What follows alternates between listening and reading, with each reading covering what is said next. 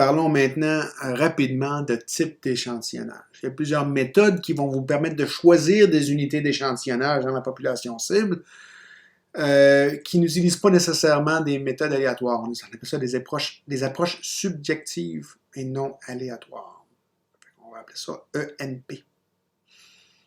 Des enquêtes non probabilistes. Ce sont des méthodes qui ont tendance à être rapides, qui ne sont pas très coûteuses, puis qui sont commodes surtout. Vous n'avez pas besoin de base de sondage. de mettre sur pied une base de sondage qui est de bonne qualité, ça prend énormément de ressources, ça prend du temps, c'est pas facile. Souvent, les gens disent, sais-tu quoi? La merde, on va s'y prendre sans base de sondage. Quand vous faites ça sans base de sondage, vous avez nécessairement une enquête non probabiliste. C'est pas une mauvaise idée quand ce qui vous intéresse, c'est de faire de l'analyse exploratoire. Avoir une idée de ce qui pourrait se retrouver peut-être dans vos données quand vous allez le faire comme il faut. Ou encore, lorsque vous êtes en train de faire l'élaboration d'une enquête. Avoir une idée du terrain, si vous voulez. Fait que, même dans des enquêtes probabilistes, il y a souvent une première étape ou deux premières étapes, donc d'étapes préalables, où on fait des enquêtes non probabilistes. Je me souviens, j'ai participé une fois à une enquête qui était sur le comportement des conducteurs à l'échelle nationale. Et au départ, on avait distribué les petites machines qui finissaient par enregistrer le comportement aux employés de Transport Canada. C'était pas un choix d'échantillon aléatoire, c'était aucunement aléatoire, c'était les gens qui allaient faire l'enquête. Mais juste pour se donner une idée de comment ça allait fonctionner, de trouver certains des problèmes qu'on pouvait rencontrer, qu'on n'aurait pas pu imaginer avant d'avoir essayé de faire l'enquête sur le terrain. Fait que c'était pas probabiliste, mais ça a été utile pour nous permettre de roder le problème, de remarquer certaines choses, de faire des estimations préalables. On ne s'est pas servi des données qu'on a ramassées, qu'on a recueillies dans cette étape préalable-là, lorsque le temps est venu de faire les vraies analyses. Mais ça nous a permis de rendre les choses plus faciles, de faciliter le procédé d'analyse, puis le paquet de trucs qui venaient avec ça. Tant et aussi longtemps que ce n'est pas utilisé au lieu d'un plan d'échantillonnage probabiliste, il n'y a pas de problème. Mais si vous vous servez d'approche subjective, non aléatoire, au lieu d'un plan d'échantillonnage probabiliste, vous ne pouvez pas vraiment faire confiance aux résultats que vous obtenez. Parce qu'il y a un énorme biais de sélection. Et puis, ce biais de sélection-là fait en sorte que les ENP, les enquêtes non probabilistes, ne sont pas fiables. Quand on vient de faire des inférences statistiques, vous ne pouvez pas donner un intervalle de confiance. La seule composante de l'erreur totale sur laquelle on en fait un contrôle direct, c'est la composante de l'erreur d'échantillonnage, puis les enquêtes non probabilistes, ils disent en partant, non, on ne contrôle pas cette composante d'erreur-là. Pourquoi est-ce qu'on le ferait si éventuellement le but c'est de donner des intervalles de confiance pour les estimateurs ou les estimations qu'on détermine à l'aide de nos échantillons? Quand les gens font de la collecte automatisée de données, quand ils font du web scraping, et trouver de l'information sur la toile, souvent c'est carrément dans le camp des ENP. On peut toujours analyser les données que vous allez ramasser avec une approche ENP, mais vous ne pouvez pas généraliser les résultats à la population cible. À moins que ce que vous soyez en train de faire, c'est un recensement. Dans ce cas-là, oui, parce que l'échantillon, c'est exactement la même chose que la population cible, en supposant qu'il n'y a pas de non-réponse et ainsi de suite. Mais en général, quand on fait de l'échantillonnage, c'est pas un recensement, c'est un sondage, une petite partie de la population qu'on utilise. Fait que oui, on peut résoudre, ou on peut analyser, on peut donner des valeurs de l'estimateur pour l'ensemble de données qu'on va avoir ramassées, mais on ne peut pas faire de généralisation. Et souvent, ce qui nous intéresse, c'est la généralisation. Fait que si le but, c'est de faire, ou si l'objectif, c'est de généraliser les résultats d'une population cible, vous ne pouvez pas le faire à partir d'une approche non probabiliste. Il y a plusieurs méthodes non probabilistes. L'échantillonnage à l'aveuglette, ce qu'on appelle aussi la personne de la rue. Vous prenez les unités comme elles se présentent à l'enquêteur. C'est-à-dire, vous vous imaginez vous placer à un coin de rue, je sais pas moi, angle Saint-Laurent puis Montréal, et là, vous choisissez les personnes comme elles se présentent vers vous, en marchant sur la rue. Je veux dire, ça pourrait marcher si la population est homogène. Mais la sélection est soumise au biais des enquêteurs, puis à la disponibilité des unités. Si la personne se présente là à 10 heures du matin, ben, vous allez seulement avoir accès aux gens qui se retrouvent dehors à 10 heures du matin. Sans doute, pré-pandémie, sans doute pas des gens qui travaillent dans des bureaux, par exemple, ou des fonctionnaires qui ont tendance à travailler au centre-ville, et non pas dans l'est de la ville. Puis la question du biais des enquêteurs, ben, ça fait partie de ça.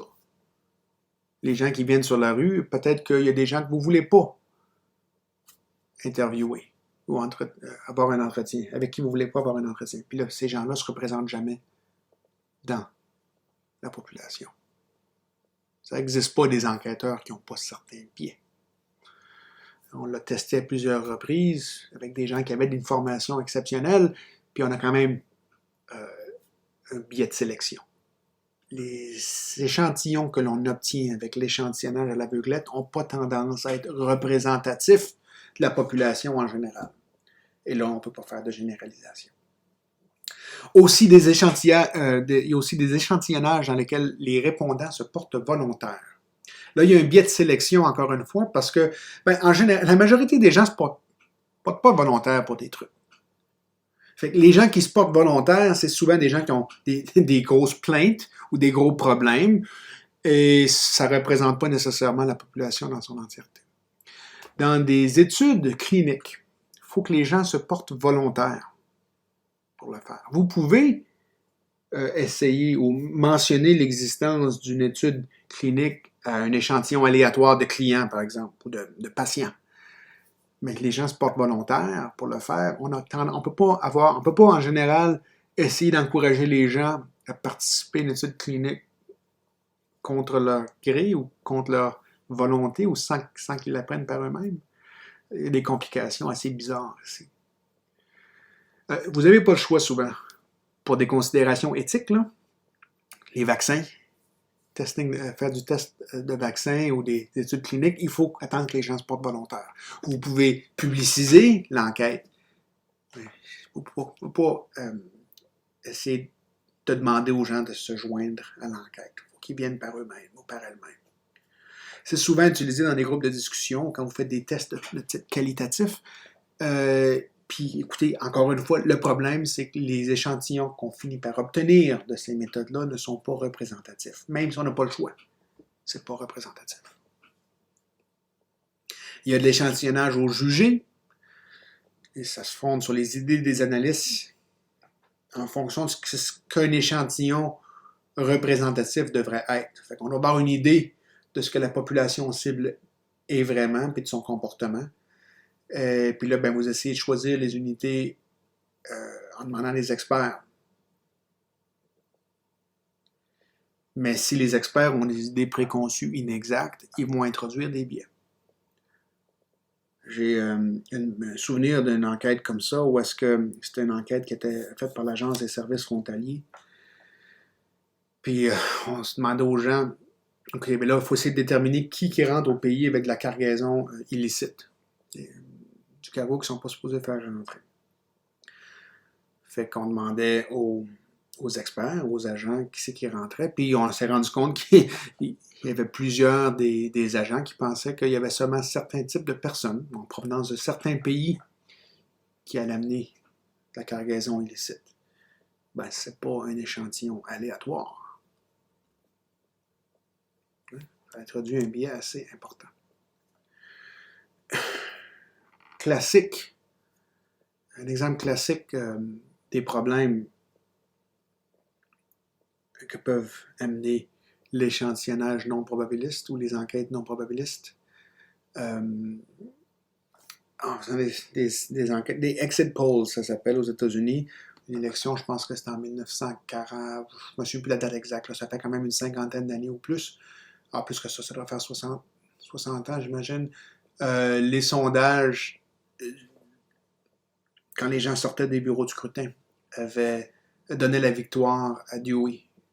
Pourtant, c'est Truman qui a remporté l'élection. Et puis, voici une photo de Truman là, qui trouvait ça assez rigolo que les sondages, juste après l'élection, donnaient la victoire à Dewey, alors que c'était pas lui, c'était Truman qui l'avait. Plus récemment, évidemment, on a la victoire surprise de Donald Trump contre Hillary Clinton en 2016. C'est surprise, une victoire surprise. Les sondages donnaient la plus grande chance de victoire à Hillary Clinton, mais ils ne donnaient pas 100% de chance de victoire. C'était 80% de chance de victoire. Et donc, Trump avait 20% de chance de l'emporter.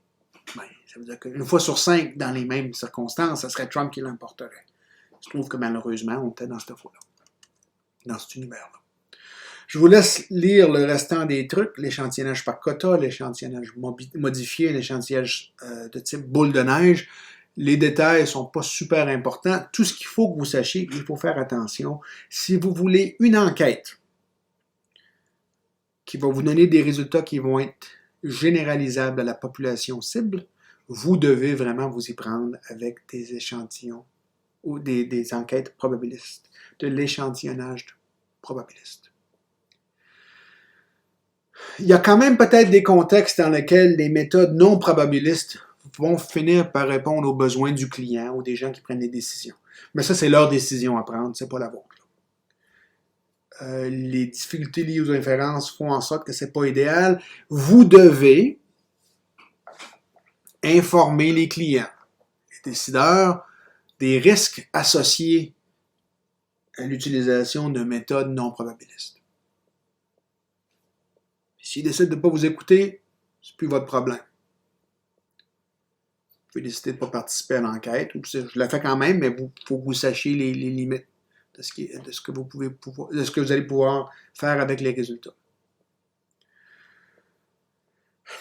La raison pour laquelle les gens ont tendance à éviter, ou essayer de ne pas avoir à faire d'enquête probabiliste, c'est parce que les plans d'échantillonnage aléatoires, ceux qu'on va étudier dans le cours, sont plus difficiles et sont plus coûteux à implémenter. Vous avez besoin d'une base de sondage, puis ça coûte de l'argent.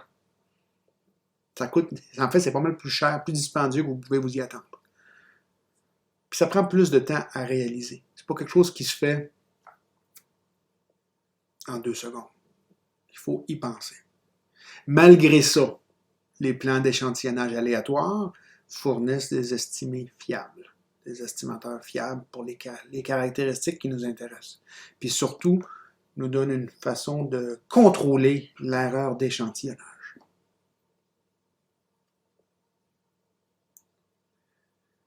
Ça nous permet, entre autres, de se servir d'un échantillon de petite taille, ou en cas de petite taille relative, pour pouvoir tirer des conclusions sur des populations qui sont beaucoup plus larges. En théorie. Hein, il y a quand même des composantes d'erreur qui ne sont pas liées à l'échantillonnage qui peuvent venir affecter les résultats puis la généralisation, mais si vous êtes capable de contrôler, ou en tout cas d'avoir une idée de l'ampleur des autres composantes d'erreur, vous pouvez vous permettre un petit échantillon aléatoire pour pouvoir dire des choses au sujet d'une population plus large. Fait qu'on va étudier différents plans d'échantillonnage dans le cours.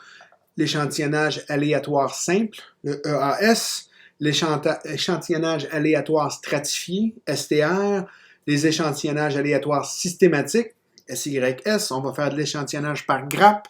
En anglais, ça s'appelle du cluster sampling. On va faire de l'échantillonnage où la probabilité de sélection est proportionnelle à la taille, PPT, l'échantillonnage à niveau multiple, et ainsi de suite. C'est ce qu'on va faire dans le cours. On va discuter de toutes ces méthodes d'échantillonnage-là.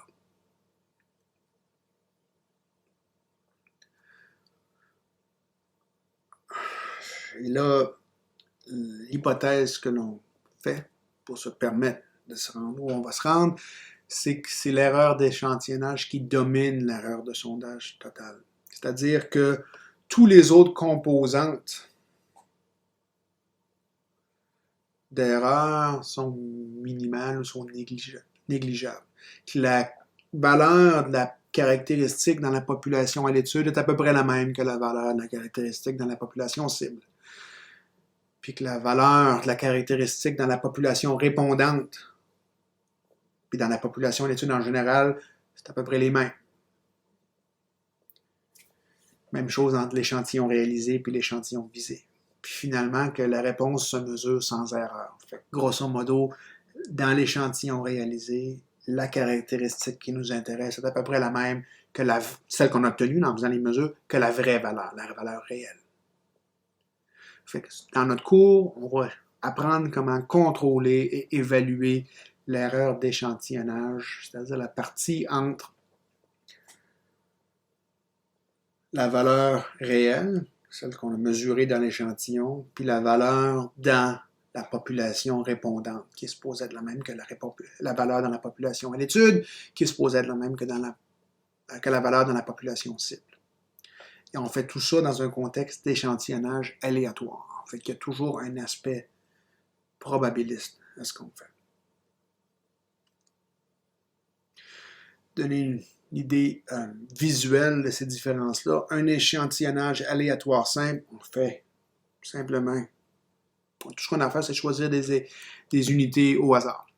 Un échantillonnage aléatoire stratifié, on commence par diviser notre population en strates. Et là, on fait un échantillonnage aléatoire simple à même chacune des strates. Alors, tout ce qu'on sait faire lorsqu'on travaille avec un EAS, on va pouvoir s'en servir lorsqu'on parle du STR. Un échantillonnage systématique, c'est un échantillonnage où c'est au départ qu'on choisit une ou deux unités au hasard et là ensuite, on fait un saut de la même taille à chaque fois pour finir par choisir notre échantillon. Un échantillonnage par grappe, c'est un petit peu comme la stratification dans le sens où on commence par diviser notre population en grappes. Puis là, ce qu'on fait, c'est qu'on choisit certaines grappes dans lesquelles on fait un recensement.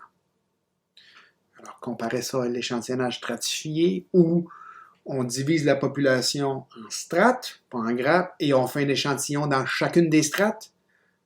Ben, c'est pas ça l'échantillonnage par grappe. On choisit que certaines des grappes, mais à même ou à l'intérieur de chaque grappe, on choisit toutes les unités. Il y a des trucs à multiples niveaux, c'est comme un mélange entre échantillonnage stratifié et échantillonnage par grappe. On commence par diviser notre population en grappes, on en choisit certaines, et elles-mêmes, ces certaines grappes-là qui ont été choisies, on n'a choisi que certaines des unités. Fait qu'on a comme deux aspects d'échantillon. Il pourrait en avoir 3, 4 ou 5, mais 2 niveaux.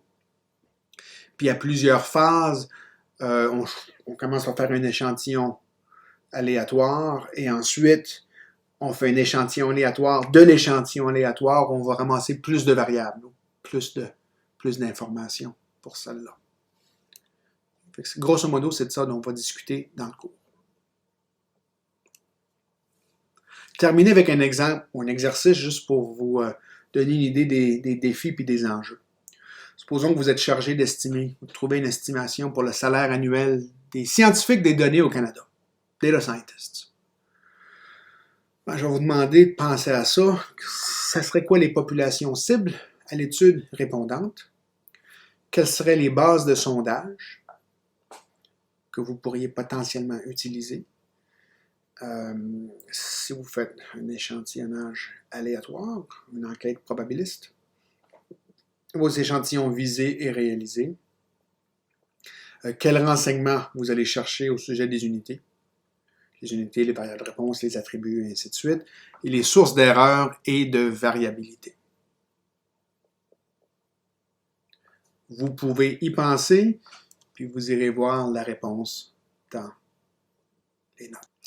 À partir de maintenant, on commence à avoir des trucs un petit peu plus compliqués du point de vue mathématique statistique.